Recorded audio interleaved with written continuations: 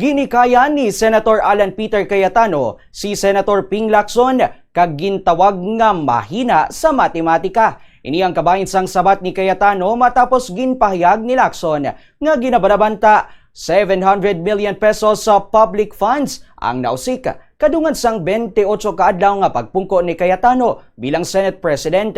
Sa iya Facebook Live, nagpahayag si Cayetano nga sala ang computation sang iya mga kritiko. Gindugang pa sini nga maalam lang si Lacson sa division pero mahina man sa math. Ginbali man sini ang mga komento nga nausik lang ang amo o kun lang ang amo nga kadamo nga pondo. Sunod sa iya, nagagamit ang pihak nga kampo sang political strategy agud nga ipakita sa publiko nga wala sang inubrahan kag magamo ang Cayetano Black. Sila ang meeting ng meeting sa Malacanang pero pinapalabas nila tayo unproductive, tayo magulo. Yun ang strategy nila.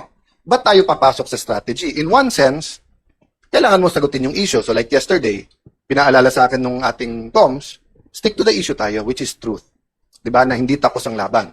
Pero ayoko rin naman isipin ng tao, winaldas ko 700 million. Ni 5, may discretionary fund na pwedeng kunin ng Senate President. Maraming previous Senate Presidents, tens or hundreds of millions kinuha. Ni 5, hindi ako kumuha doon.